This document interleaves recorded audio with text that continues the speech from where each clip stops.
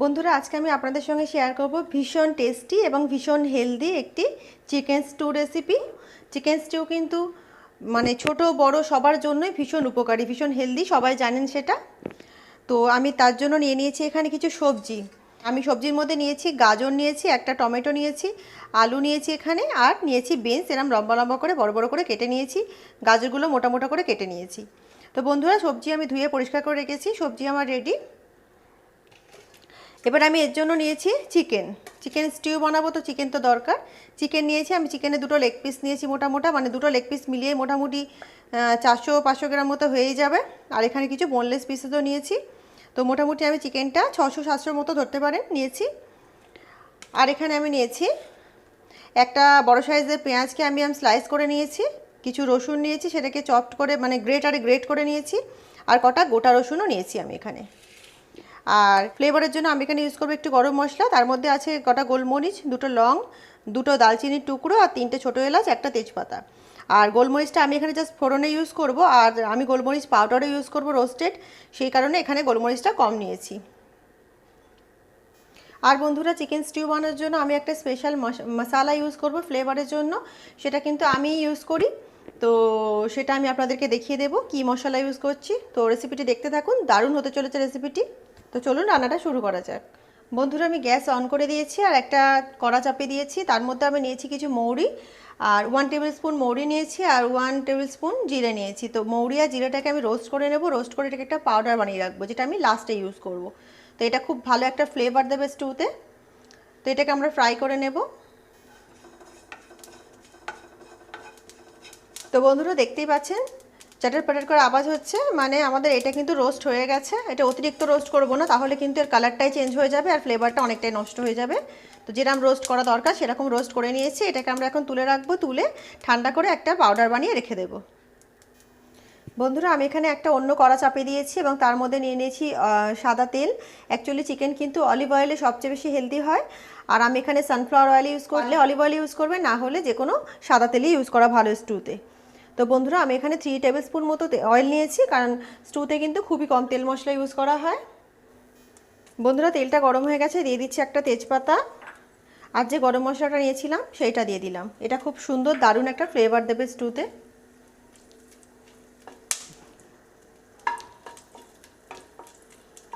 তো দেখুন এটা জাস্ট চাটার পাটার করছে।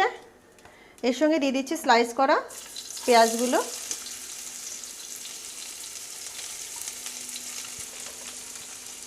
রসুনটা আমরা প্রথমেই দিলাম না বন্ধুরা, রসুনটা তেলের ওপরে দিলে কিন্তু রসুনটা পুড়ে যাবে, আর তখন ফ্লেভারটা খারাপ হয়ে যাবে, দেখতেও বাজে লাগবে। সেই কারণে রসুনটা আমরা পেঁয়াজটা হালকা একটু ফ্রাই হবার পরে অ্যাড করব। পেঁয়াজটাকে ব্রাউন করার দরকার নেই বন্ধুরা, জাস্ট একটু কালার চেঞ্জ হবে পেঁয়াজটার, কাঁচা ভাবটা একটু কমে যাবে, অতটাই পেঁয়াজটাকে আমরা ফ্রাই করব। তো দেখুন বন্ধুরা পেঁয়াজটার কালার কিন্তু পিঙ্ক পিঙ্ক টাইপের হয়ে গেছে, পেঁয়াজগুলো আমাদের ফ্রাই হয়ে গেছে, অতিরিক্ত ফ্রাই করব না আমরা। এর মধ্যে দিয়ে দিচ্ছি আমি যে রসুনটাকে আমি এখানে গ্রেট করে রেখেছিলাম সেইটা, আপনারা চপড গার্লিকও ইউজ করতে পারেন বা গ্রেট করে নিতে পারেন। গ্যাসের ফ্লেমটাকে এই সময় কম করে দিচ্ছি, নইলে কিন্তু মশলাটা পুড়ে গেলে বাজে লাগবে।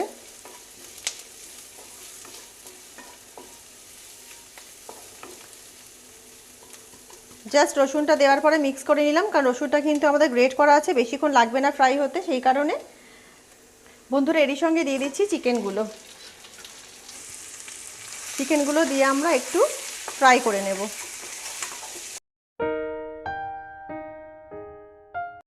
বন্ধুরা গ্যাসের ফ্লেমটা আমি লো করে রেখেছি, আর লো ফ্লেমেই কিন্তু চিকেনটাকে আমরা একটু ফ্রাই করব, কারণ গ্যাসের ফ্লেমটা যদি জোরে করি তাহলে পেঁয়াজগুলো কিন্তু পুড়ে যাবে। সেই কারণে লো ফ্লেমে আমরা চিকেনটাকে একটু উল্টে পাল্টে ফ্রাই করে নেব, যাতে চিকেনের কাঁচা গন্ধটা কমে যায়। চিকেনটা ইউজ করার আগে নুন ভিনিগার মিক্স করা জলে চিকেনটাকে কিন্তু ধুয়ে নিয়েছিলাম, তো অবশ্যই সেটা করে নেবেন, তাহলে চিকেনের যে স্মেল সেটা কিন্তু থাকবে না। গার্লিকের দারুণ ফ্লেভার দিচ্ছে বন্ধুরা। 5-6 মিনিট মতো চিকেনগুলো আমরা উল্টে পাল্টে একটু ফ্রাই করে নিই। তো বন্ধুরা চিকেনগুলো ফ্রাই হচ্ছে, এর সঙ্গে আমরা গাজর আর আলুগুলোকেও দিয়ে দেবো। বিনসটা আমরা একটু পরে দেবো, বিনসটা খুব বেশি টাইম লাগে না, সেই কারণে।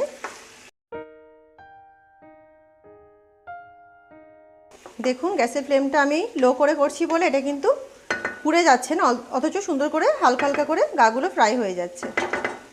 তো এইভাবেই করে নেব আরও 2-3 মিনিট। এটা খুবই জরুরি বন্ধুরা, কারণ কাঁচা ভাবটা যদি থেকে যায় তাহলে কিন্তু ভালো লাগবে না, সেই কারণেই এটা করা। তো বন্ধুরা দেখুন, এটাকে আমি 5-7 মিনিট ধরে লো ফ্লেমে ফ্রাই করে নিয়েছি।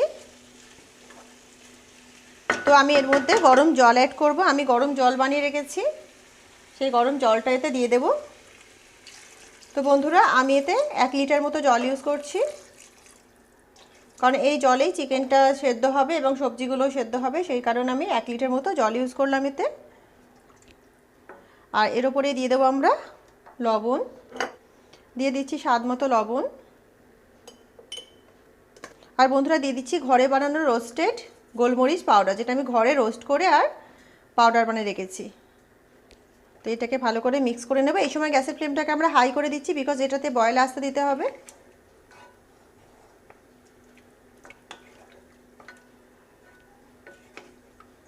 বন্ধুরা এর মধ্যে দিয়ে দিচ্ছি ধুয়ে রাখা বিনসগুলো ফ্রাই করার কোনো দরকার নেই বন্ধুরা। আর এর সঙ্গে দিয়ে দিচ্ছি কটা গোটা রসুন। তো এতে আমরা একটা বয়েল আসতে দেব। দারুণ টেস্টি বন্ধুরা, এইভাবে স্টু বানিয়ে দেখবেন, দারুণ টেস্টি। আমার তো খুবই ফেভারিট।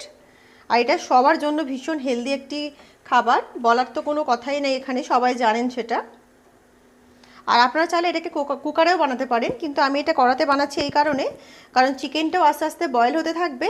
আর মশলার যে ফ্লেভারটা, এখানে খুব বেশি মশলা ইউজ করা হয়নি, যে গরম মশলাটা ইউজ করেছি, গার্লিকটা ইউজ করেছি আর গোলমরিচ পাউডার ইউজ করেছি, তার একটা ফ্লেভার আছে, সেইটা চিকেনটা আস্তে আস্তে কিন্তু অ্যাবজর্ব করে নেবে।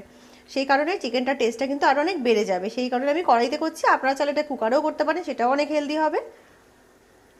টমেটোটা আমি পরে ইউজ করবো বন্ধুরা কিছুক্ষণ, এখন টমেটোটা ইউজ করছি না, বিকজ টমেটো সেদ্ধ হতে বেশিক্ষণ টাইম লাগে না। আর টমেটোটা আমাদের অতিরিক্ত সেদ্ধ করারও দরকার নেই, সেই কারণে আমি টমেটোটা এখন দিচ্ছি না। তো দেখুন এটার মধ্যে বয়েল এসে গেছে, এটাকে ঢেকে দিচ্ছি। তো বন্ধুরা এটার মধ্যে বয়েল এসে গেছে, এটাকে ঢেকে দিচ্ছি। আর ঢেকে দিয়ে এটাকে আমরা গ্যাসের ফ্লেমটাকে কিন্তু মিডিয়াম করে দেবো, কারণ হাই ফ্লেমে আমরা এটাকে করবো না। হাই ফ্লেমে করলে কিন্তু চিকেনটা শক্ত হয়ে যাবে। তাই চিকেন যখনই রান্না করবেন অবশ্যই লো টু মিডিয়াম ফ্লেমেই রান্না করাটাই বেটার। তো বন্ধুরা গ্যাসের ফ্লেমটা আমি মিডিয়াম করে দিয়েছি, আর মিডিয়াম ফ্লেমে এটাকে আমি অন্তত কম করে 15 থেকে 20 মিনিট মতো কুক করে নেব, যাতে ভালো করে চিকেনটা সেদ্ধ হয়ে যায় আর ভেজিটেবলসগুলো তার সঙ্গে সেদ্ধ হয়ে যায়। তো ফিরে আসছি 15 মিনিট পর। 15 মিনিট পর এটাকে একবার চেক করব। তো বন্ধুরা ফিরে এসেছি 15 মিনিট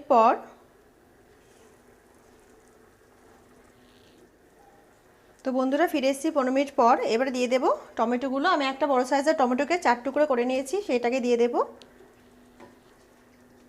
টমেটো দেওয়ার পর কিন্তু জাস্ট টমেটোটা সেদ্ধ হবে, অতক্ষণই এটাকে কুক করতে হবে, বিকজ সবজিগুলো অলমোস্ট কুক হয়েই আছে, চিকেনও কুক হয়ে গেছে। বন্ধুরা আমি একতলার কিচেনে স্টুটা বানাচ্ছি, আর মানে একেবারে দোতলা মায় আমার স্টুয়ে স্মেল ছড়িয়ে গেছে, এত সুন্দর একটা স্মেল, মানে বলে বোঝানো যাবে না, দারুণ স্মেল। এইভাবে অবশ্যই একবার ট্রাই করুন, রেসিপিটি আপনাদের দারুণ লাগবে। তো বন্ধুরা এটাকে ঢেকে দেব এবং এটাকে আরেকটু কুক করে নেব যতক্ষণ না টমেটোগুলো সেদ্ধ হচ্ছে।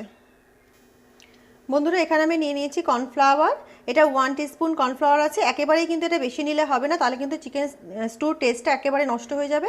আর এটা অপশনাল, আপনারা দিতেও পারেন নাও দিতে পারেন, কিন্তু দিলে বেশ গ্রেভিটা একটু থিক হয়, ভালো লাগে। খুব থিক ভালো লাগে না, কিন্তু এটা দিলে জাস্ট একটু দিতে হবে। এইটা জাস্ট 1 টিস্পুন। তো বন্ধুরা কর্নফ্লাওয়ারটাকে অ্যাড করে দেব।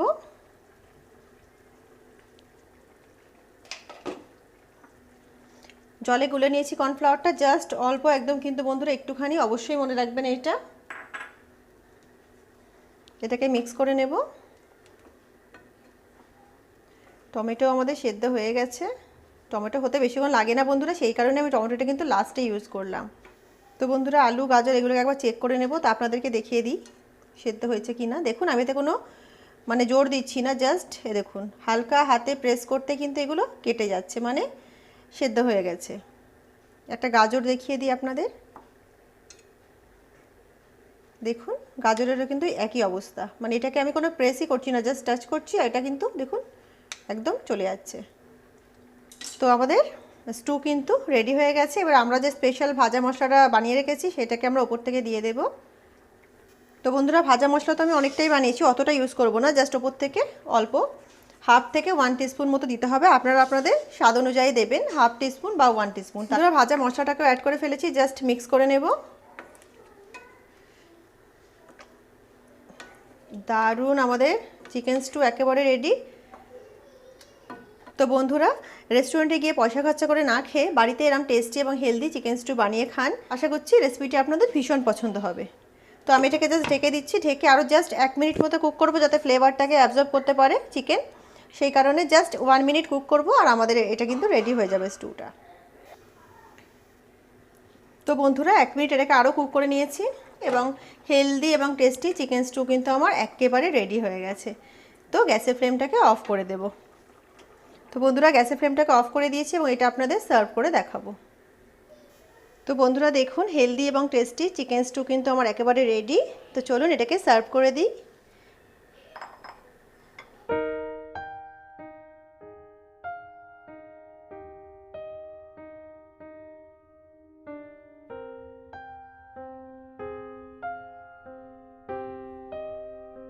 তো বন্ধুরা এটা কিন্তু স্কিনকে গ্লোয়িং করতেও ভীষণ সাহায্য করে। তো যারা নিজেকে ভালোবাসেন, স্কিনকে সুন্দর রাখতে ভালোবাসেন এবং যারা নিজেকে প্যাম্পার করতে ভালোবাসেন তাদের রেসিপিটি ভীষণ ভালো লাগবে। তো বন্ধুরা রেসিপিটি কেমন লাগলো অবশ্যই কমেন্ট করে আমাকে জানাবেন। বন্ধুরা রেসিপিটি যদি আপনাদের ভালো লেগে থাকে তবে অবশ্যই আমার চ্যানেলকে লাইক, শেয়ার এবং সাবস্ক্রাইব করে আমার সঙ্গে থাকবেন। আর একটা কথা বন্ধুরা, যারা বাচ্চাদেরকে ইমপ্রেস করতে চান, বাচ্চাদেরকে এটা খাওয়াতে চান, তারা তো অবশ্যই খাওয়ান। বাচ্চা বড় সবার জন্য এটা একটি হেলদি রেসিপি। আর বাচ্চাদেরকে ইমপ্রেস করার জন্য ওপর থেকে একটু ফ্রেশ ক্রিম গার্নিশ করেও বাচ্চাদের কাছে সার্ভ করতে পারেন। তাহলে বাচ্চাদের কাছে এটা কিন্তু আরও বেশি টেস্টি হয়ে যাবে, আরও বেশি ইয়াম্মি হয়ে যাবে। ওরা খুব সহজেই কিন্তু খেয়ে নেবে এটা। তো বন্ধুরা অবশ্যই রেসিপিটি ট্রাই করুন। তো বন্ধুরা দেখা হচ্ছে একটা অন্য রেসিপির সঙ্গে। ততক্ষণ সবাই ভালো থাকুন, সুস্থ থাকুন। আল্লাহ হাফিজ।